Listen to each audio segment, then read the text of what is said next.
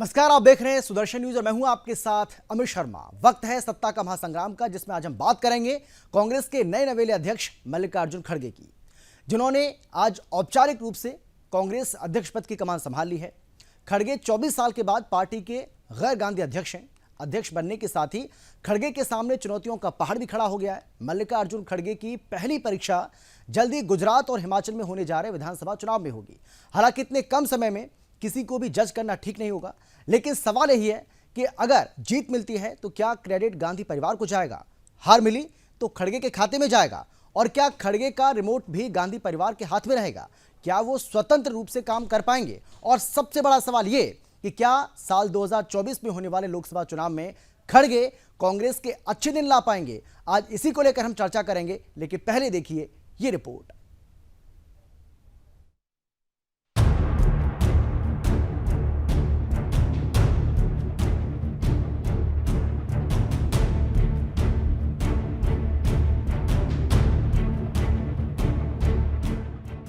कांग्रेस के नवनिर्वाचित अध्यक्ष मल्लिकार्जुन खड़गे ने बुधवार को पदभार संभाला। खड़गे ने सोनिया गांधी की जगह ली, जो कि अब तक कांग्रेस की अंतरिम अध्यक्ष थी। 19 अक्टूबर को हुए कांग्रेस अध्यक्ष पद के चुनाव में शशि थरूर को हराकर खड़गे पार्टी के नए अध्यक्ष निर्वाचित हुए। उन्होंने अपने प्रतिद्वंदी शशि थरूर को 6,625 मतों के अंतर से हराया। खड़गे को 7,897 वोट मिले और थरूर को 1,072 वोट मिले।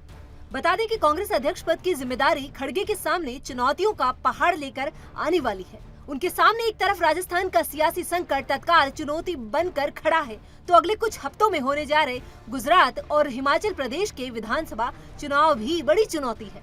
वहीं 2024 का लोकसभा चुनाव उनके लिए सबसे बड़ी अग्नि परीक्षा होगी।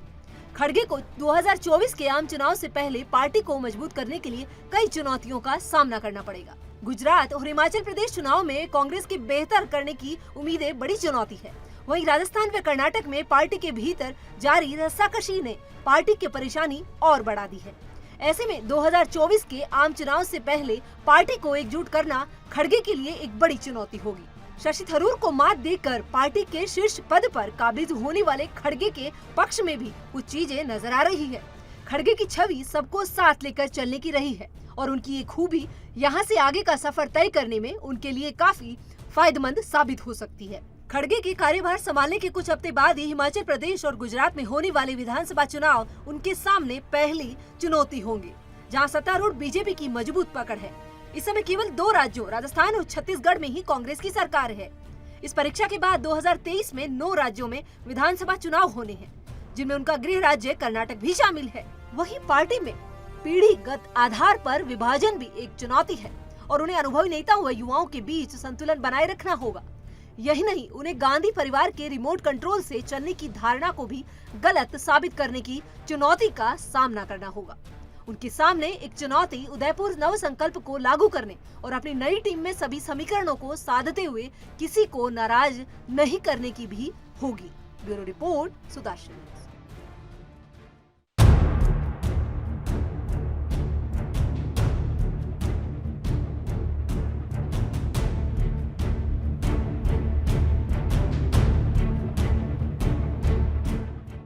जहाँ किसानों को जीप के नीचे कुचल दिया जा रहा है, जिसमें महिलाओं पर अत्याचार बढ़ता जा रहा है और अत्याचारियों को सम्मान होते जा रहा है।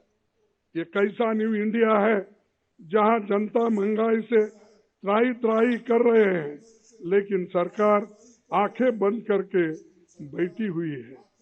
भारत की जनता की कमाई और मेहनत से बने हुए सारे पब्लिक सेक्टर्स, एयरपोर्ट, सड़क, रेल, बैंक, सभी कुछ सरकार बेच रही है, अपने चंद मित्रों के जेब में वो डाल रही है। इस न्यू इंडिया में भूखमरी बढ़ रही है, प्रदूषण बढ़ रहा है, शिक्षा महंगी हो गई है, लेकिन रुपए लुढ़क रहा है।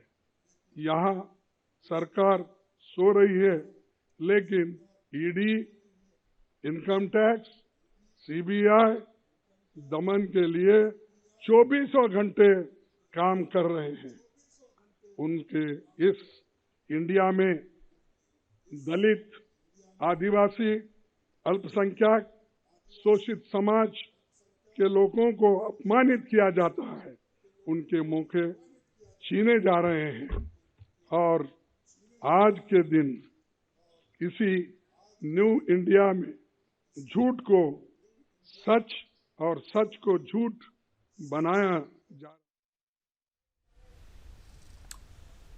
तो मल्लिकार्जुन खड़गे को आपने सुना, और मल्लिकार्जुन खड़गे किस तरीके से यहां पर बीजेपी आरएसएस पर निशाना साधते हुए उन्होंने जबरदस्त हमला किया है। और इससे पहले भी आपको याद होगा, इससे पहले भी हमने देखा जब चुनाव हुआ था, जब उनकी जीत हुई थी, उस वक्त भी उन्होंने बीजेपी और आरएसएस को निशाने पर लिया था। यानी कि ये नहीं बता रहे हैं मल्लिकार्जुन खड़गे, ये बताने की कोशिश नहीं कर रहे हैं कि अब वो कांग्रेस के राष्ट्रीय अध्यक्ष बन गए तो अब उनका रोड मैप क्या होगा, कैसे वो कांग्रेस पार्टी को आगे बढ़ाएंगे, कांग्रेस पार्टी को आगे बढ़ाने के लिए उनकी क्या तैयारी है, किस तरीके से वो कांग्रेस पार्टी में नई जान फूंकने की कोशिश करेंगे, किस तरीके से आगामी विधानसभा चुनावों में, लोकसभा चुनाव में पार्टी को वो जीत हासिल करवाने के लिए क्या कुछ करने वाले। उनका फोकस इस बात पर नहीं है, बल्कि उनका फोकस बीजेपी और आरएसएस पर किस तरीके से निशाना साधा जाए, प्रधानमंत्री नरेंद्र मोदी को, उनकी सरकार को किस तरीके से कटघरे में खड़ा किया जाए, उस पर उनका ज्यादा फोकस है।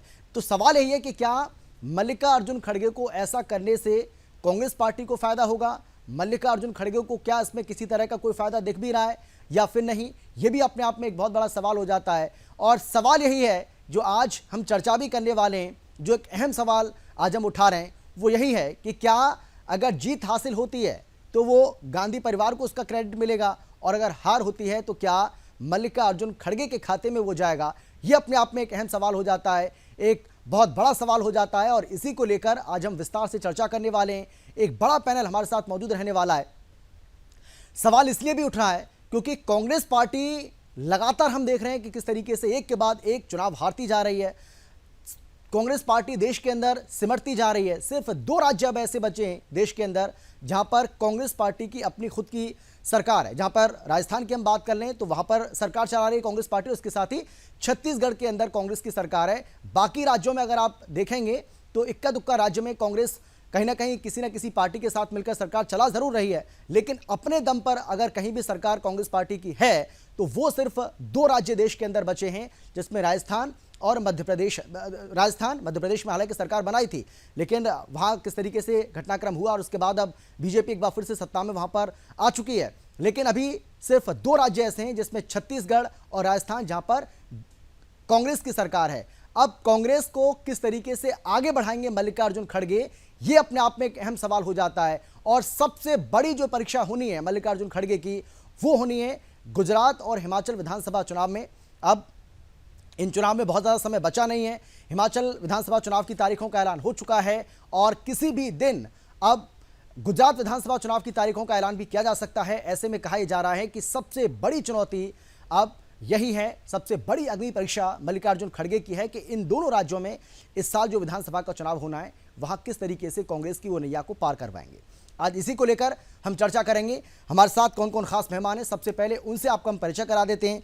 हमारे साथ बीजेपी की तरफ से धनंजय गिरी जी जुड़ गए, इसके साथ ही कांग्रेस की तरफ से हमारे साथ आदेश भारद्वाज जी हैं, और आम आदमी पार्टी की तरफ से हमारे साथ संदीप मिश्रा जी हैं, और पॉलिटिकल एक्सपर्ट के तौर पर सर्वेश जी हमारे साथ हैं। चलिए माफ़ी चाहूँगा, हमारे साथ बीजेपी की तरफ से संदीप जी हैं। आप सभी का बहुत बहुत स्वागत है, और सर्वेश्वर जी आपका भी स्वागत है। लेकिन सबसे पहले मैं आपके पास आदेश जी आते हुए, और सवाल सीधा मेरा आपसे यह है कि मल्लिकार्जुन खड़गे अब आपकी पार्टी के राष्ट्रीय अध्यक्ष बन गए। एक जो तमगा आपकी पार्टी के ऊपर लगा हुआ था, लगातार ये आरोप आपके ऊपर लग रहा था कि कांग्रेस पार्टी गांधी परिवार की तरह नहीं सोच सकती है। हो सकता है कि वो तमगा हट गया हो, या हालांकि ये समय बताएगा कि वाकई में हट पाया है, इससे कोई फायदा आपको होगा भी या नहीं होगा। लेकिन बड़ा सवाल यही है कि मल्लिकार्जुन खड़गे के सामने बहुत सारी चुनौतियां के अंबार है, पार कैसे पाएंगे? क्या कांग्रेस के अच्छे दिन ला पाएंगे मल्लिकार्जुन खड़गे? अमित जी, कांग्रेस के भी अच्छे दिन आएंगे और देश के भी अच्छे दिन आएंगे जी। और मल्लिकार्जुन खड़गे जी जो है वो एक डेमोक्रेटिक प्रोसेस है, कांग्रेस का कॉन्स्टिट्यूशन है, उसके तहत जीत के आए हैं। आप लोग अपने ढंग से कुछ भी अपना आंकलन कर सकते हैं, लेकिन आपने देखा कि एक फेयर प्रक्रिया हुई और फेयर प्रक्रिया के तहत पद उन्होंने ग्रहण किया। उनका लंबा राजनीतिक अनुभव है। ग्रास रूट से निकले हुए व्यक्ति हैं, निश्चित रूप से जो है वो कांग्रेस को जो है मजबूती की तरफ लेके जाएंगे। और ये टीम वर्क होता है, सिर्फ एक व्यक्ति नहीं, पूरी पार्टी जो है वो साथ मिलकर चलती है, काम करती है। और आज देश कितनी कठिनाई के दौर में है, अंदर का थोड़ा सा महंगाई ऑडियो है। बढ़ा दीजिए, आदेश जी की आवाज नहीं आ रही है ठीक से हमें। हाँ आदेश जी बोलिए, आप बोलिए। आज देश में महंगाई जो है आसमान छू रही है, लेकिन ये सरकार के कान पे जू नहीं रही। आज बेरोजगारी जो है पिछले 45 सालों में सबसे ज्यादा है, लेकिन सरकार उसके ऊपर चिंतन नहीं करती, चिंता नहीं करती और नौजवान परेशान है। तो सिर्फ कांग्रेस को ही अच्छे दिन नहीं, इस देश के भी अच्छे दिन आएंगे। ये खड़गे जी और कांग्रेस पार्टी का संकल्प है और वो हम पूरा करेंगे। नहीं ऐसा तो नहीं होगा ना कि अगर हार होगी तो खड़गे और जीत हुई तो गांधी परिवार, ऐसा तो नहीं होगा ना? अमित जी, ये टीम वर्क होता है, पूरी टीम मिलके काम करती है। हाँ। तभी जाके जीत होती है, तभी जाके हार होती है, लेकिन सब मिलके काम करते हैं और सबकी ज्वाइंट रिस्पॉन्सिबिलिटी होती है। खड़गे जी बहुत अनुभवी व्यक्ति हैं और हम सब उनके नेतृत्व में काम करेंगे और बेहतर काम करेंगे। और एक चुनावी प्रक्रिया है, उसका हमने पालन किया, सारे देश ने उसको देखा है। जो है अगर ये लोकतंत्र की प्रक्रिया कहीं होती है तो कांग्रेस पार्टी के अंदर ही होती है। दूसरी किसी पार्टी में आपको ऐसे चुनाव होते नहीं दिखेंगे जो है। लेकिन उसके बावजूद भी जो है कहीं ना कहीं बहुत सारा एक बड़ा वर्ग जो है वो आलोचना करता रहता है सिर्फ। ठीक है, चलिए सर आता हूं मैं आपके पास। लेकिन संदीप जी, हम भाई ये कह तो रहे हैं, हम बार बार इस बात को कह रहे हैं कि मल्लिकार्जुन खड़गे के सामने चुनौतियों का पहाड़ है। हम ये भी कह रहे हैं कि मल्लिकार्जुन खड़गे किस तरीके से कांग्रेस की नैया को पार लगाएंगे और हिमाचल का, गुजरात का जो विधानसभा चुनाव है वो उनके लिए एक परीक्षा से कम नहीं होगा। लेकिन ये भी तो हमें देखना पड़ेगा कि कोई बहुत ज़्यादा समय तो हुआ नहीं है भाई। हिमाचल विधानसभा चुनाव की तारीखों का ऐलान हो चुका है, गुजरात की विधानसभा की चुनाव की जो तारीखें उनका ऐलान होना बाकी है। तो इतने कम समय में किसी का भी आकलन करना वो ठीक रहेगा क्या, उचित रहेगा? आकलन होता है, मूल्यांकन कांग्रेस ये देश और देश की जनता नहीं कर रही है। कांग्रेस अपने अंदर अपना स्वयं मूल्यांकन कर रही है। ये अच्छी बात है कि वो क्या करना चाहती है, कैसे करना चाहती है। आज भी उनका ध्येय संगठन पे है। मुझे नहीं लगता उनका ध्यान कोई स्टेट जीतने पे है या कहीं कोई काम करने पे। तो वो संगठन निर्माण में लगे हुए हैं और उनका अगर ध्येय है तो देखेंगे कि कहीं का ईट कहीं का रोड़ा, भानुमति ने कुनबा जोड़ा। एक ऐसा कुनबा जोड़ा जा रहा है, न नीति स्पष्ट है न नियत स्पष्ट है जनता के बीच। और जनता कांग्रेस को लेके भ्रम में नहीं है। कांग्रेस को तो जनता ने छोड़ दिया। देखिए, मैं इसी बात कहना चाहता हूँ कि हम सबके अच्छे और बुरे कर्म से हमारा राष्ट्र प्रभावित होता है। और राष्ट्र में जब पार्टियां काम कर रही हैं और देश के लिए, राष्ट्र के लिए काम करती हैं, तो राष्ट्र को लेके एक विजन की आवश्यकता है। इस देश को वो क्या देंगे। कांग्रेस के पास अगर विजन है तो जरूर उसको अपनी बातें रखनी चाहिए। कांग्रेस का जो विजन पूर्व की सरकारों में जो दिखा वो ये दिखा कि भारत गरीबी के मूल्यांक पे बढ़ा, अंतिम व्यक्ति तक भ्रष्टाचार से पूरा भारत कराहता रहा, अंतिम जो गरीब है और गरीब होता गया। ऐसे भारत का निर्माण कांग्रेस ने पूर्व में किया। आज अगर अच्छा कुछ कांग्रेस को करना है तो कांग्रेस के अंदर कांग्रेस के लोग मूल्यांकन करें। हम लोगों के नजर में तो कांग्रेस नहीं रहे तो ज्यादा अच्छा है, बचपन की है और भ्रम की स्थिति देश में है। अभी देखिए क्या होता है, एक छोटी छोटी बातों पे कितना बड़ा भारत को खुशी की बात है कि हम लोग इंग्लैंड, जो हमारे प्रधानमंत्री हमारे मूल निवासी रहे हैं और भारत से उनका संबंध है, उन लोगों ने उसमें भी अगड़ा पिछड़ा, ऊंच नीच। तो मुझे लगता है ये तीन बंदरों वाली कांग्रेस, बुरा न देखो, बुरा मत सुनो, बुरा मत कहो, ये आज तीनों काम कर रही है। बुरा देख रही है, बुरा सुन रही है और बुरा कह रही है। और किसी भी समाज को, किसी भी परिवार को अगर खत्म होना है तो ये तीनों दृष्टिकोण रखने से वो परिवार स्वतः ही खत्म हो जाएगा। तो कांग्रेस पहले अपने दृष्टिकोण में सुधार करे। मेरी तो कांग्रेस को लेकर इतनी सलाह या सुझाव हो सकती है, मानना ना मानना उनका काम। चलिए मैं लौटूंगा आपके पास, लेकिन संदीप जी मैं आपसे भी जानना चाहूंगा भाई, गुजरात में आप ताल ठोक रहे हैं और आर तो हमने देखा अरविंद केजरीवाल ने एक नया कार्ड खेल दिया। अब उसका कितना फायदा आपको होगा ये तो वक्त ही बताएगा। लेकिन बड़ा सवाल यही है कि मल्लिकार्जुन खड़गे के हाथों में कमान आने से क्या गुजरात चुनाव में आपको लगता है कोई फर्क पड़ने वाला है? क्योंकि कहा यह जा रहा है कि अगर आप किसी को नुकसान पहुंचाएंगे तो वो कांग्रेस पार्टी है। सभी पैनल के वरिष्ठ लोगों को प्रणाम, दर्शकों को प्रणाम। और इस बात से शुरुआत करता हूं कि ये कांग्रेस का आंतरिक मामला है। कांग्रेस ने अपने अध्यक्ष को एक लोकतांत्रिक प्रक्रिया से चुना है। ये कांग्रेस का व्यक्तिगत और निजी उनके दल का मामला है। रही बात कि खड़गे आए, राहुल जी आए, सोनिया जी आए, प्रियंका जी आए, मोदी आए, अमित शाह आए, अब तो झाड़ू चल रही है गुजरात में और झाड़ू का कोई और विकल्प नहीं है। खड़गे राहुल को लगता है अरविंद केजरीवाल इस वक्त देश के नायक है और नायक का जो काम है वो गुजरात की जनता सराह रही है, पंजाब के लोग उसे सराह रहे, चूम रहे, और दिल्ली में तो 3-3 बार हमने सरकार बनाई है, आपने देखा ही है। ये विश्व विदित हो गया है कि राजनीति की कोई पाठशाला है तो अरविंद केजरीवाल है, जिससे अब आप देखिए कि 6 बच्चों के क्लासरूम में माननीय मोदी जी बैठने लगे, कैंट के स्कूल में। अरे 27 साल में कोई अच्छा स्कूल बनाते तो मोदी जी गुजरात की और देश की ऐसी नाक ना कटवानी पड़ती। अमित शाह जी प्राइमरी का स्कूल का उद्घाटन करने चले गए, 27 साल में कुछ अच्छा करते तो इतनी बेशर्मी के साथ नहीं जाना होता। आज गुजरात में त्राहिमाम है, गुजरात में नूरा कुश्ती होती थी आम आदमी इसकी, बीजेपी की और कांग्रेस की। अब तीसरा विकल्प आ गया है झाड़ू का। हम वादा नहीं करते, हम जुमला नहीं देते, हम जुमलेबाजी नहीं करते, हम झूठी बातें नहीं करते। नहीं, सर सवाल ये है, नहीं संदीप जी, एक्चुअली है क्या कि इससे पहले भी ये सवाल मैंने कई बार किया है कि कहीं ऐसा तो नहीं है कि ओवर कॉन्फिडेंस में आप लोग जी रहे हैं, क्योंकि इससे पहले भी आप दावा तो उत्तराखंड में भी कर रहे थे, दावा आपने गोवा में भी किया, दावा आपने यूपी में भी किया, दावा आपने मेघालय में। तो मेरा कहने का मतलब ये है कि दावा तो आप लगातार करते रहे, चुनाव आपने इससे पहले भी लड़े, लेकिन वो दावा अगर पंजाब को हम छोड़ दें बाकी तो कहीं साबित कर नहीं पाए आप। अमित भाई 8 साल की पुरानी पार्टी और 2-2 राज्यों में क्षेत्रीय दल से राष्ट्रीय दल बनने का दमखम, ये कोई आसान नहीं है। ये केजरीवाल के दम पर हुआ, हमारी नीतियों पर हुआ, हमारे सामाजिक क्रांति जो केजरीवाल जी ने सामाजिक पताका दिखाई है उस राह पर चल के आज देखिए कि हिमाचल में भी बीजेपी 125 यूनिट देने लगी। आज फ्री की बात कर रहे हैं, आज ये तरह तरह के लुभावने बात कर रहे हैं। कांग्रेस भी बैकफुट पे आई, असम में राहुल और प्रियंका ने यह भी कहा कि हम बिजली देंगे। ये सारी चीजें कहां से निकल के आ रही हैं? एक नायक का अवतार है, एक नायक सामने आया, एक जनहित की बात हो रही है और जनता जान गई है कि अब किसी और के बहकाए में, जुमलेबाजी में, सिर्फ राम राम जपना पराया माल अपना, इन तरह के लोक लुभावनी बातों में नहीं आएगी, वास्तविकता देखेगी। वो देखना चाहती, परखना चाहती है, जांचना चाहती है। और गुजरात की जनता ने तो 27 साल झेला है इस कुशासन को, 27 साल। देश का प्रधानमंत्री साहब उपहास उड़ाने के लिए 6 बच्चों के टेंट के स्कूल में बैठ गया। ये वही लोग हैं जो घर की बातें करते हैं और उस औरत जिसकी फोटो छापते उसे कहीं घर नहीं मिलता, वो बेघर है उसकी फोटो छाप देते, कलकत्ता की सड़कें ये यूपी में दिखा देते। ये झूठ, जुमला, लूट और सूट बूट की सरकार की विदाई है। झोला उठाने का वक्त आ गया मोदी जी का। लोग कहने लगे मोदी जी उठा लो झोला, आ गया है मफलर वाला। ये एक बड़ी बिगुल है और गुजरात ने साबित किया। गुजरात के लोग बहुत सयाने हैं, बहुत समझदार है, बहुत जानते हैं राजनीति को। वो बोलते कम है साहब, चयन ऐसा करते हैं कि दुनिया चकाचौंध हो जाती है। इस बार न शाह की बाजीगरी चलेगी, न मोदी का जुमला। नायक का अवतार है और नायक की जीत होगी। आज लिख लीजिए अमित भाई, पूरे पैनल में हम 100+ जा रहे हैं, 100+। चलिए, अच्छी बात है सर, ये जो कॉन्फिडेंस है आपका बना रहना चाहिए, अच्छी बात है अगर आप ऐसा कर पाते हैं तो। हालांकि जो ज़मीनी हकीकत है वो इससे अलग नज़र आ रही है, क्योंकि हम लोग भी लोगों से बातचीत करते हैं, हमारे जो तमाम रिपोर्टर्स हैं उनसे भी हमारी बातचीत होती है, वो भी ग्राउंड पर जाते हैं, तो जो ज़मीनी हकीकत है, हाँ, उससे कुछ हटकर आप बता रहे हैं। चलिए ठीक है, मैं लौटता हूँ आपके पास, में आऊँगा।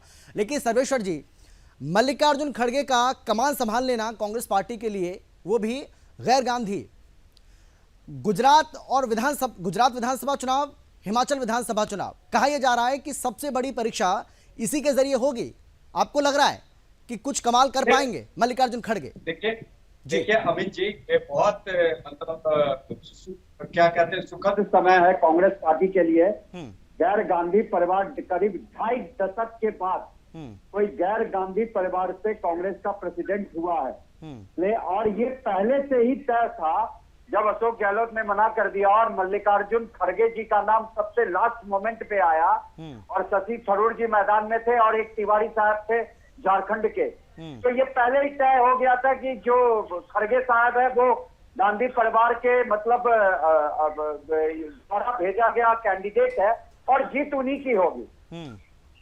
खड़गे थरूर साहब ने अच्छी फाइट दी, अच्छे स्लोगन भी दिए और change for the renovation of Congress party, लेकिन जो भी और 1000 वोट से ऊपर उन्होंने पाया। देखिए सोनिया गांधी जी के समक्ष जितेंद्र प्रसाद सिंह थे, उसको मात्र 92 या 94 वोट मिले थे। लेकिन खड़गे जी और थरूर जी में अच्छा फाइट हुआ, थरूर जी ने अच्छा खासा फाइट दिया। रही बात की गुजरात और हिमाचल में चुनाव है, वो एक कहावत है, सर मुड़ाते ही ओले पड़े। हाँ बिल्कुल सही बात है। दोनों राज्यों में कहीं भी ये नहीं दिख रहा है कि कांग्रेस वहां पे आ जाएगी। रही बात गुजरात की, तो गुजरात एक अवैध किला है बीजेपी का। कांग्रेस पार्टी निरंतर वहां पे बीजेपी को अच्छी फाइट दी है। और देखिए पिछले चुनाव में भी 2017 के चुनाव में भी उन्होंने अच्छा फाइट दिया था। 70 से ज्यादा उन्होंने 77 सीटें ली थी, बीजेपी को 99 दिया था, और उसके बाद वोट परसेंटेज में भी उनको इजाफा हुआ था। तो वहां पे कांग्रेस पार्टी अगर थोड़ी मेहनत की होती तो हाँ कुछ कहा जा सकता, लेकिन मुझे कभी नहीं लगता कि बीजेपी को गुजरात से कोई हरा सकता है। देखिए आम आदमी पार्टी एक नहीं कांग्रेस मैं सर्वेश्वर जी बिल्कुल आप सही कह रहे हैं। मैं आपसे ये जानना चाह रहा हूँ कि जो हम देख पा रहे हैं या जमीनी जो हकीकत हम देख पा रहे हैं उसकी अगर हम बात करें तो क्या मल्लिका, ये बात तो लगभग तय नजर आ रही है कि बीजेपी वहां पर अच्छा परफॉर्मेंस कर रही है और बीजेपी हो सकता है सत्ता में वापसी कर ले। हाँ, इसमें किसी तरह की कोई शंका किसी को नहीं भी होनी चाहिए, क्योंकि जो रिपोर्ट्स हमारे पास आ रही है उसमें ये साफ तौर पर दिखाई पड़ रहा है। लेकिन फिर भी क्योंकि जनता जनार्दन है और उसी को सब तय करना है, तो सवाल मेरा आपसे ये है कि क्या आपको कांग्रेस पार्टी उस स्थिति में भी लग रही है कि साल 2017 का जो उसका रिकॉर्ड है अपना, उसको भी कायम रख पाए, 77 सीटें या उससे ज्यादा सीटें वो हासिल कर पाए? नहीं, मुझे नहीं लग रहा है, क्योंकि एक सशक्त विपक्ष की भूमिका चाहे वो राज्य में हो चाहे केंद्र में, कांग्रेस पार्टी देने में हर समय विफल रही है। वही देखिए बीजेपी जब सत्ता में नहीं थी तो कांग्रेस पार्टी की नाक में दम करती थी। जहां जहां वो सत्ता में थे उनके पास विपक्ष में बैठने का भी एक तरीका अनुभव होता था। एक सशक्त विपक्ष जो लोकतंत्र की मजबूती होती है उसको बीजेपी बहुत अच्छे तरीके से जानती थी और उसका पालन करती थी। लेकिन आप सेंटर में देखिए कांग्रेस पार्टी, अभी कांग्रेस के प्रवक्ता महोदय ने कहा बेरोजगारी है, महंगाई है, लेकिन जब पार्लियामेंट साल में 3 ही बार लगता है और उस पार्लियामेंट को भी कांग्रेस पार्टी हंगामे की भेंट चढ़ा देती, सार्थक बहस वहां भी नहीं करती। सरकार कहती कि आओ डिबेट करो महंगाई पे, तो ये वहां पे केवल हंगामे की भेंट चढ़ाते हैं। तो मुझे कतई नहीं लगता कि बीजेपी कांग्रेस या तो अपने परफॉर्मेंस को उतने पे लगेगी, उससे आगे तो नहीं बढ़ पाएगी, भले परफॉर्मेंस डाउन भी हो जाए। हिमाचल में भी उनकी वही ठीक है, मैं आदेशी आप ही के पास आ रहा हूँ, आदेशी मैं आप ही के पास आ रहा हूँ, और मैं आपसे ये जानना चाह रहा हूँ कि क्या आप उम्मीद करें कि मल्लिकार्जुन खड़गे, क्योंकि औपचारिक तौर पर कमान उन्होंने आज संभाल लिया है, तो उम्मीद करें, क्योंकि अभी तक गुजरात चुनाव से कांग्रेस पार्टी बिल्कुल भी दूर दिखाई दे रही है और ऐसा लग रहा है कि कांग्रेस पार्टी ने सरेंडर कर दिया है, तो मैं आपसे ये जानना चाह रहा हूं कि क्या वाकई में आपने सरेंडर कर दिया है या आपकी कोई सोची समझी एक रणनीति है और उसके तहत आप आगे बढ़ने की कोशिश कर रहे हैं? क्योंकि कहा तो ये भी जा रहा है कि अंतिम समय पर आप जबरदस्त बैटिंग करने की कोशिश कर रहे हैं जिससे आपको लगे कि इसका हमें फायदा होगा।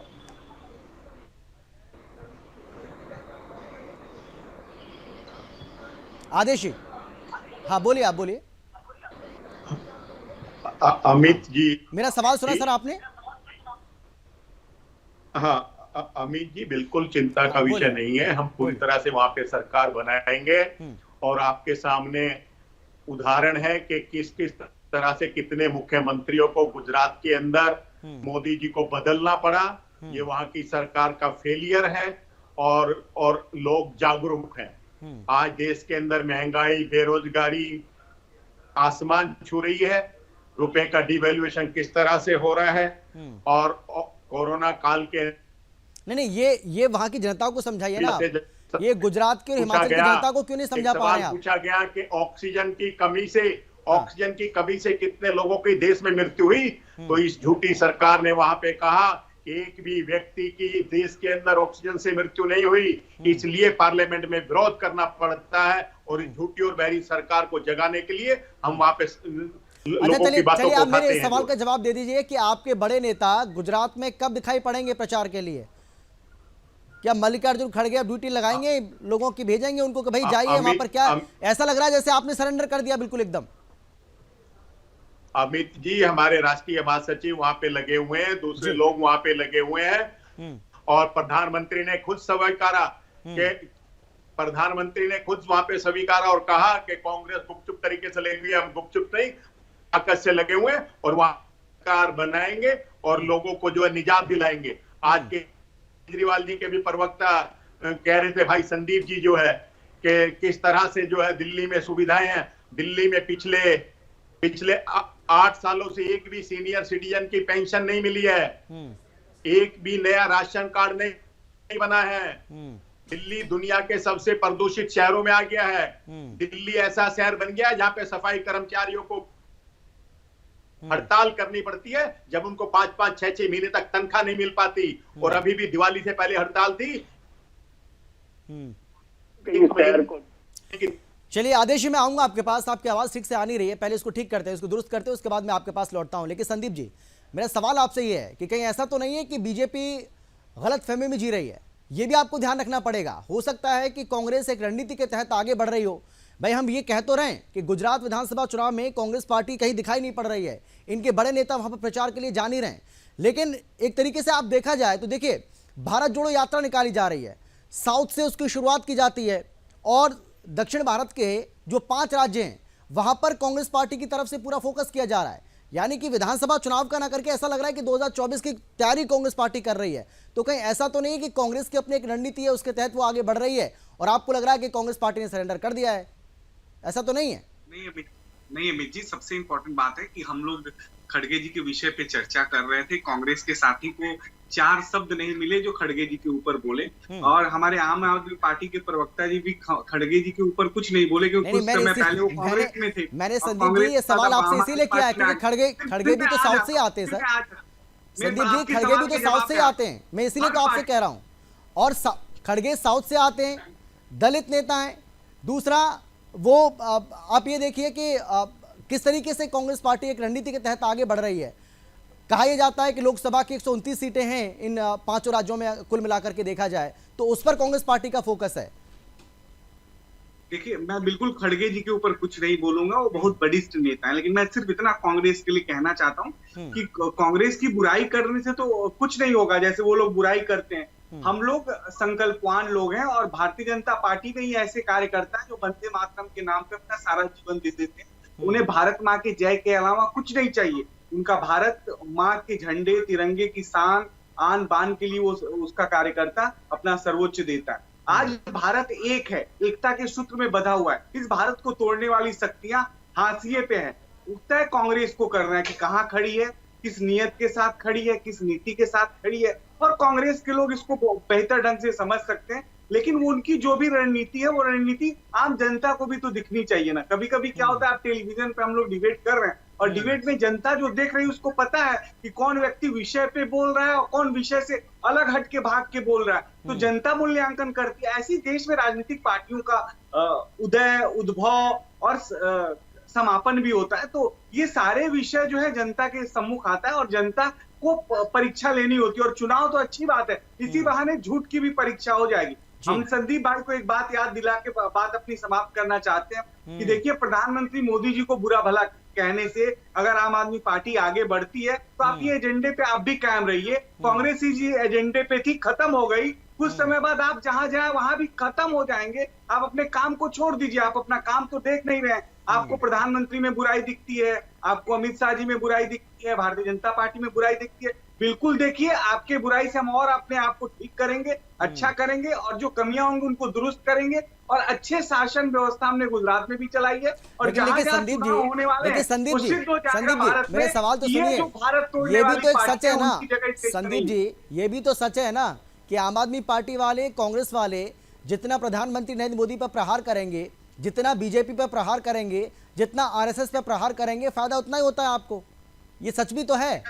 अगर मैं गलत कह रहा हूं तो पीछा रिकॉर्ड आप खंगाल लीजिए। फायदा भारतीय जनता पार्टी को नहीं चाहिए। भारत एक हो रहा है, उसका फायदा ये है कि पूरा भारत एक हो रहा है। हम भारतीय एक है, हमारी सोच एक है और सबके साथ, सबके विश्वास के साथ काम हो रहा है। और इसी वजह से जो नकारात्मक शक्तियां इस देश में है वो खड़ी होने चाहती है, लेकिन उनके लिए इस देश में अब जगह नहीं।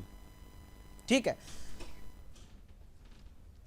ठीक है संदीप जी, मैं आपसे जानना चाहूंगा, देखिए आप गुजरात में ताल ठोक रहे हैं, गुजरात ही नहीं बल्कि आप हिमाचल में ताल ठोक रहे हैं कि आप वहां भी जीत हासिल करेंगे।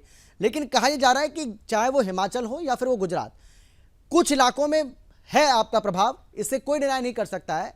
लेकिन आप ये दावा ठोक रहे हैं कि हम सरकार बनाएंगे, इस पर कहीं ना कहीं शक पैदा होता है लोगों को, और जो राजनीति के जानकार हैं उनको।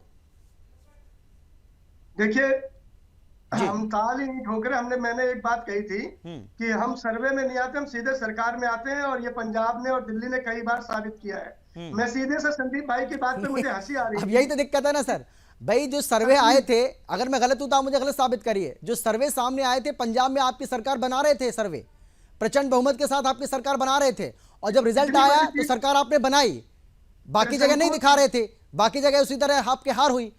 कई ऐसे राज्य भी थे जहां पर आपके प्रत्याशियों की जमानत जब्त हुई, तो सच को तो स्वीकार करिए ना सर। अमित भाई सुन लीजिए जी। त्रिशंकु सरकार की घोषणा है, लगभग सारे सर्वे कर रहे थे, और मैं एक बात कर रहा हूँ, सीधा संदीप जी की बात पे आऊंगा कि मोदी जी से हमारा कोई वैर नहीं है। आरएसएस की शाखाओं से निकले हुए संदीप जी हैं, मोदी जी हैं, और तमाम ये लोग हैं। ये बता दें, ये देश व्यक्ति विशेष का है या देश बड़ा है, ये पंथ प्रधान है या व्यक्ति प्रधान देश है। मैं देश की बात करूंगा। आज हम भुखमरी में किस आदमी की वजह से नीचे चले गए? कौन वो शख्स है जो कुर्सी पे बैठा है जिसने देश को भुखमरी में इतना नीचे कर दिया? आ रहा हूं सर आपके पास। राज में आते ही बोलिए संदीप जी, बोलिए। का हक मिल रहा है, जो आपके पूर्व प्रधानमंत्री राजीव जी ने कहा है कि भ्रष्टाचार की वेट चढ़ती है, योजनाओं की धन आज आम जनता के पेट में उसके घर पहुंच रहा है, उसके थाली में पहुंच रहा है। संदीप भाई, आपको दर्द हो रहा है, हमारी पार्टी के लोगों को दर्द हो रहा है, अनिल भाई जैसे लोगों का दर्द हो रहा है, कांग्रेस को दर्द हो रहा है, समाजवादी पार्टी को दर्द हो रहा है। इस देश को दर्द नहीं चाहिए साहब, इस दर्द से छुटकारा चाहिए। नहीं बुलवाना, इन्हीं को बुलवाना, हम चुप हो जाते हैं। नहीं वो बोल रहे हैं ना, वो ठीक है। संदीप जी बोलने दीजिए उनको। संदीप दुबे जी, मैं आपसे कह रहा हूं, बुलवा लीजिए, हम सब मौन हो जाएंगे, मैं कांग्रेस सब मौन हो जाएंगे, बीजेपी। अरे संदीप जी कभी कभी क्या होता है, कमेंट भी ठीक नहीं है ना, इतना कमेंट भी ठीक नहीं है। संदीप जी, आप विषय पे बात रखें ना, अमित जी विषय पे बात रखें ना, विषय पर ठीक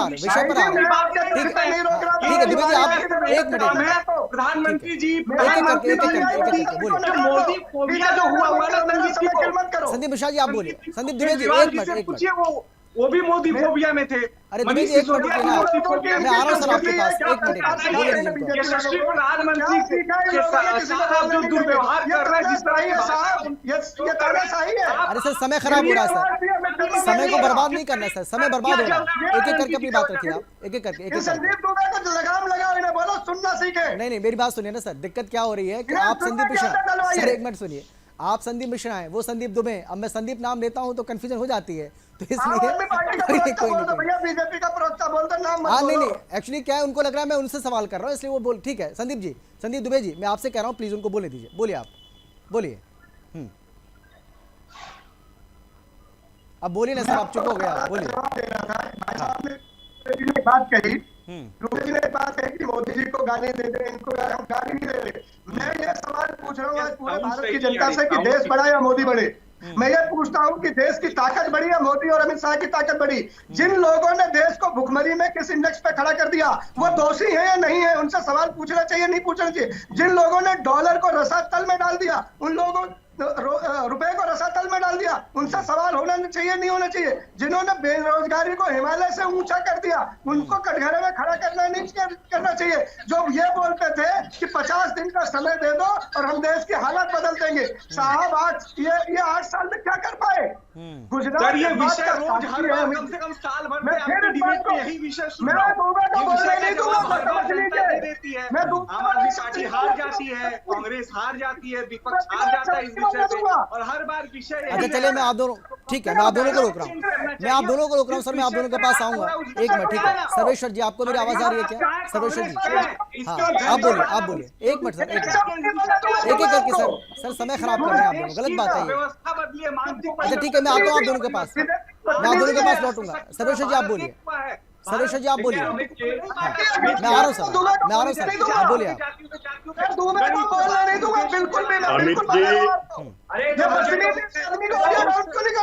एक मिनट, संदीप मिश्रा जी, संदीप दुबे जी, आप दोनों से ये कोई डिबेट आप की दोनों से मर्यादा है क्या? गुंडागर्दी कर रहे हो आप? एक एक सर आप बोलिए ना सर। अरे सर वो मैं संभाल लूंगा, वो मैं संभाल लूंगा सर, वो मेरा काम है। एक मिनट रुके ना सर्वेश्वर जी, ये तरीका है क्या?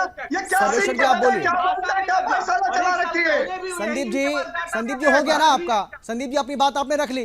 मैं जो सवाल आपसे संदीप जी, मैं जो आपसे सवाल कर रहा हूँ, आप मेरे सवाल का जवाब नहीं देते, आप अपने हिसाब से कुछ भी बोले जा रहे हैं।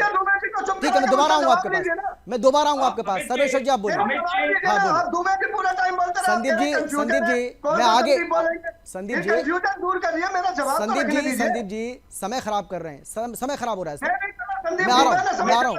हाँ बोलिए, आप बोलिए सर्वेश्वर जी बोलिए। आपके प्रवक्ता महोदय ने बताया कि हम हंगर इंडेक्स में नीचे आ गए। वो एक एनजीओ रिपोर्ट निकालती है, अभी तक हमने 33,500 मीट्रिक टन गेहूं अफगानिस्तान को भेज दिया।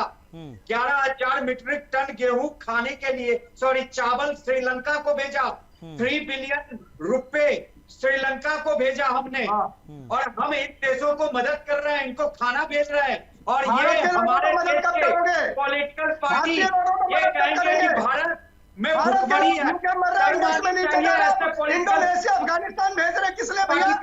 अरे डूब मरो भैया, ऐसी पॉलिटिकल पार्टी बना के बैठे हो जो अपने देश में ऐसी झूठ फैला रहे हो। सर्वेश जी, भारत के लोगों को निवाला कब मिलेगा? उनका हक छीन के अफगानिस्तान निवाला मिल रहा है, तभी तो हम बाहर भेज रहे हैं। अभी भारत के लोगों का हक दीजिए। 80 करोड़ लोगों को निवाला दिया है। अच्छा चलिए मुद्दे पर आते हैं, मुद्दे पर आते हैं। एक मिनट मुद्दे पर आते हैं। दूसरी बात अमित जी, मुद्दे पर आइए, मुद्दे पर सर। दूसरी बात अमित जी, मुद्दा आज का है कि अभी जो करंट चुनाव है उसमें आम आदमी पार्टी और कांग्रेस की स्थिति क्या है।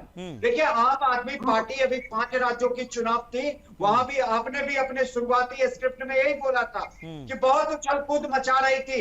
इवन यूपी तक में दावे कर रही थी कि हम जीत रहे हैं। क्या नतीजा आया? आपने स्क्रिप्ट में उछल कूद मचा रही थी, क्या शब्द लिखे स्क्रिप्ट में था? संदीप जी एक मिनट संदीप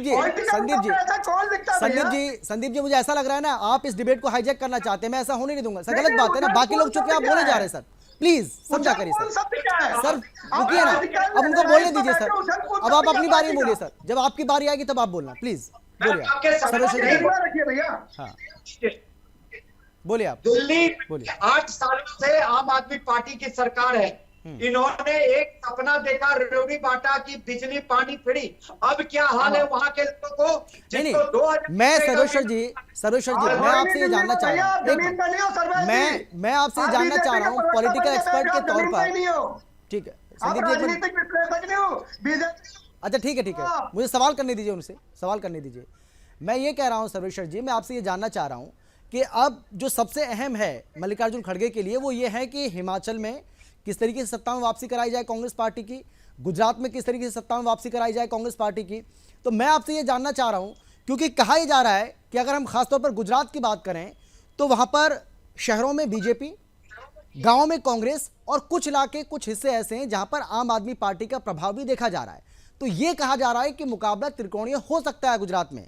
जो एक तरफा मुकाबले का बार बार दावा किया जा रहा है जो बीजेपी कर रही है या बीजेपी के जो नुमाइंदे कर रहे हैं, ऐसा भी नहीं है, मुकाबला त्रिकोणीय भी हो सकता है। तो क्या आपको ऐसा लग रहा है? देखिए अमित जी, जैसा कि मैंने देखा है और वहां की रिपोर्ट्स आ रहे हैं, लोग बता रहे हैं, जो मेरे सूत्र हैं, मुझे कहीं भी नहीं लगता कि मुकाबला त्रिकोणीय होगा। मुकाबला कांग्रेस और बीजेपी में ही है। और देखिए, कांग्रेस पार्टी को खड़गे जी ने कमान संभाला है। अब उनके सामने सबसे बड़ी चुनौती है संगठन को मजबूत करने की।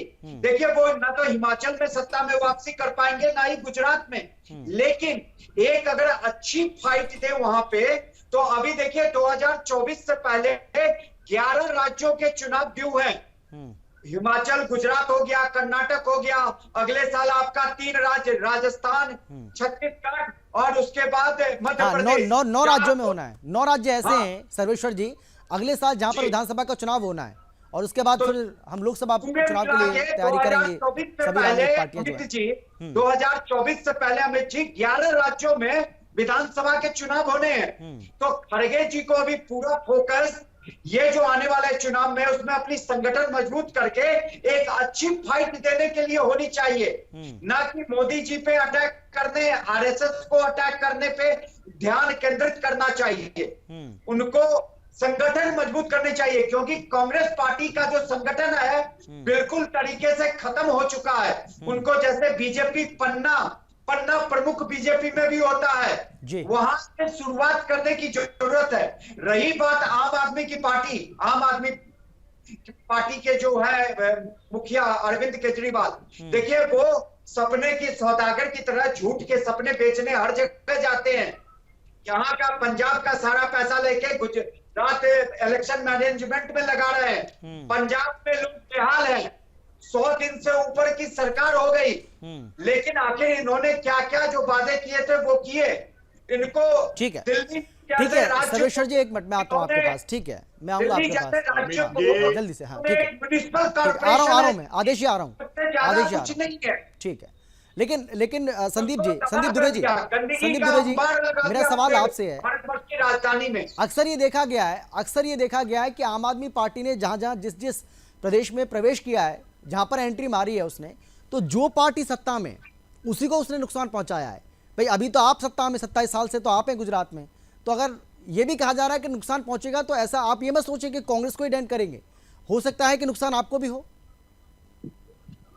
अमित जी देखिए, 2 बातें बहुत महत्वपूर्ण है। वो चाहे हमारे देश में राजनीतिक पार्टियों का स्वरूप विचारधारा के आधार पे है, और गुजरात प्रदेश में राष्ट्रवाद जो है वहाँ चरम पे है। वहाँ गैर राष्ट्रवादी पार्टियां जिनका आकलन मूल्यांकन जातियों के आधार पे होता है, उसके लिए वहाँ जगह नहीं है। और सबसे पहले वहीं पे जातिगत राजनीति को नकारा गया।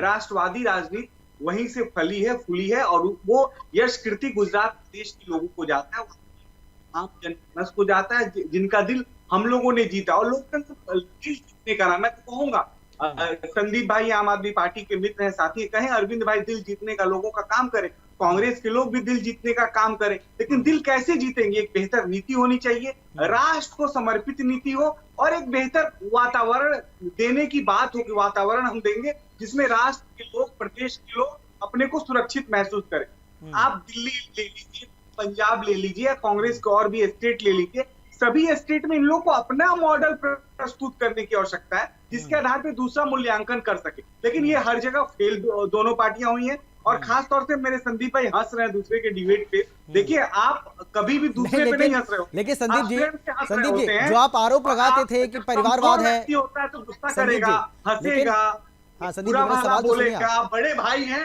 मैं तो कहूंगा कि भगवान आपको हमेशा सद्बुद्धि दे, और आप कल को विधानसभा में लेकिन मैं ये कह रहा हूँ संदीप जी इतना जानिए, थोड़ा नजदीक से बोलिए, आपका ऑडियो भी अप डाउन हो रहा है। सर्वेश्वर भाई ने जो बोला, उनके इस बात से मैं सहमत। राजनीति जनता की सेवा का और धर्म है। एंकर की सुन लो। नहीं, मैं संदीप जी ये कह रहा था, मैं आपसे ये कह रहा हूँ कि देखिए एंटी इनकम्बेंसी भी होगी, 27 साल एक बहुत बड़ा लंबा अंतराल होता है सर, ये कम नहीं होता है, तो उसका भी असर पड़ेगा। और जब पीएम मोदी ये कहते हैं कि कांग्रेस को हल्के में लेने की जरूरत नहीं है, कांग्रेस अंदर खाने, हो सकता है उनके बड़े नेता आपको चुनाव प्रचार में नजर नहीं आ रहे हैं, लेकिन कांग्रेस लगी हुई है अंदर से, और जिसका जिक्र अभी कांग्रेस के प्रवक्ता भी कर रहे थे। तो कहीं ना कहीं ऐसा तो नहीं है कि कांग्रेस पार्टी दिखा नहीं रही है, लेकिन सब कुछ अपने हिसाब से अपने स्तर पर चल रहा है, जिसका दावा कांग्रेस पार्टी कर भी रही है, उसके प्रवक्ता कर भी रहे हैं, आपके सामने बोला उन्होंने। सुनना चाहते हैं, मैं वो बात रख देता हूँ आपके समझ। अभी भाई देखिए क्या है, कांग्रेस को किसी ने भी राजनीति में जब हम चुनाव लड़ने जाते हैं, तो अपने साथ जो लोग भी हमारे प्रतिद्वंदी होते हैं, किसी को कमजोर कोई नहीं आंकता। हर व्यक्ति विजय के लिए जाता है, जीत के लिए जाता है कि उसका जीत सुनिश्चित हो। लेकिन आम जनता का जो मूड है, वो किस पे वोट देती है? वो वोट इसलिए नहीं देती कि आप उसमें बंटवारा कर दो, वो वोट इसलिए नहीं देती कि उनके समक्ष आपके पास कोई नीति नहीं हो प्रदेश को आगे ले जाने की। हमने वहां करके दिखाया, हमने कह के नहीं दिखाया, गुजरात को कह के दिखाया है। और आज गुजरात मॉडल पूरे भारत में, पूरे विश्व में प्रसिद्ध है, और उसकी प्रसिद्धि का मैं बखान नहीं कर रहा हूँ। इसका सारा सही नहीं है हो जाता है। 14 साल से ट्रांसफार्मर नहीं लगा, एक गांव में घूमे थे, 14 साल से ट्रांसफार्मर नहीं लगा, 6 बच्चों की क्लास में प्रधानमंत्री बैठ रहे, टेंट उखड़ जा रहा है। क्या गुजरात मॉडल करोगे साहब? क्या गुजरात मॉडल? टेंट उखाड़ के ले गए लोग, जिसको प्रधानमंत्री जी ने स्कूल का उद्घाटन किया। कहाँ गुजरात मॉडल है? टेंट का मॉडल है, वो टेंट बाई मॉडल है। जुमलाबाजों का तंबू खड़ गया है, संदीप जी, जुमलाबाजों का तंबू खड़ गया है। वो तंबू मोदी जी ने वो गली में जो मोहल्ले में जो लड़ाई होती है, एक दूसरे को रोकते होता है, उससे मैं ऊपर रह के बात करना चाहता हूँ। मेरा स्तर अपने स्तर पे मत गिराइए प्लीज, मैं इतना ही कहूंगा। आपसे तो निवेदन है, मैंने आपकी इतनी तारीफ भी कर दी, इतनी शुभकामनाएं भी दी। अमित जी, हमें बोलिए भारतीय जनता पार्टी और केजरीवाल जी की सरकार झूठ और फरेब का सहारा लेके बनी है। मैं आपको याद दिलाना चाहता हूं कि पिछला जब राजस्थान का, कर्नाटका का और मध्य प्रदेश का चुनाव था, तो वहां नरेंद्र मोदी जी और अमित शाह जी कहते थे कि ना कांग्रेस के पास नेता है, ना नीति है, ना नियत है। लेकिन वहां के तीनों राज्यों के अंदर कांग्रेस की सरकार बनी और वहां के लोगों ने सिद्ध कर दिया कि कांग्रेस के पास नेता भी है, नीति भी है और नियत भी है। और हमने वो करके भी दिखाया कि किसानों के कर्जे माफ करे और दूसरी चीजों में किस तरह से सुधार किया और पुरानी ओल्ड पेंशन लागू की। ये हमारा काम है। मेरा एक सवाल है आपसे, मेरा सवाल आपसे ये है सर, नहीं है मेरा सवाल, भारतीय जनता पार्टी ने सवाल सुन लीजिए सर, कॉपी पे, किताब पे, पेंसिल पे, सर मेरा सवाल सुन पे, लीजिए, दही पे, आटे पे, नमक पे, हर चीज पे जीएसटी लगा दिया है। अरे सर कितनी बार बोलेंगे आप? सर एक ही बात को कई बार बोला है आपने और बार बार आप रिपीट कर रहे हैं। मैं इसलिए कह रहा हूँ, मेरे सवाल सुन लीजिए। मैं आपसे ये कह रहा हूँ, कांग्रेस के पास न नीति है, न नेता है, न नियत है। ठीक है। और वहाँ के राज्यों ने, अब सवाल सुन लीजिए, राहुल गांधी उस टाइम अध्यक्ष थे, अब सवाल सुनिए, कांग्रेस की सरकारें बनी, वहाँ के लोगों ने बताया कि कांग्रेस के पास। अब मेरा सवाल सुनिए आदेश जी, मेरा सवाल आपसे ये है, आदेश जी मेरा सवाल आपसे ये है, देखिए आपको भी गलतफहमी में नहीं रहना है। अगर आप ये सोच रहे हैं कि 2017 में आपने अच्छा परफॉर्मेंस किया तो हो सकता है कि अब तो और 5 साल की और एंटी कैंपेन्सी जो है वो भारतीय जनता पार्टी के साथ जुड़ गई है, तो आपको ये भी ध्यान रखना पड़ेगा कि उस वक्त आपके पास हार्दिक पटेल भी थे, उस वक्त आपके पास जिग्नेश और अल्पेश, अब उनमें से एक ही आपके पास, 2 तो बाहर चले गए, बीजेपी जिन्होंने ज्वाइन कर ली। तो आपको ये भी देखना पड़ेगा कि आपके पास नेता, जो बड़े नेता माने जाते हैं गुजरात के, वो नेता भी अब पाला बदल चुके हैं, तो वो भी एक कहीं ना कहीं आपके लिए अच्छी बात नहीं है, अच्छा संकेत नहीं है। अमित जी, मैं तो आपको कर्नाटका, मध्य प्रदेश और राजस्थान की बता रहा था, और गुजरात के अंदर हम सरकार बनाएंगे और वहां के लोगों को जो है फिर से उन्नति और तरक्की के रास्ते पे लेके जाएंगे।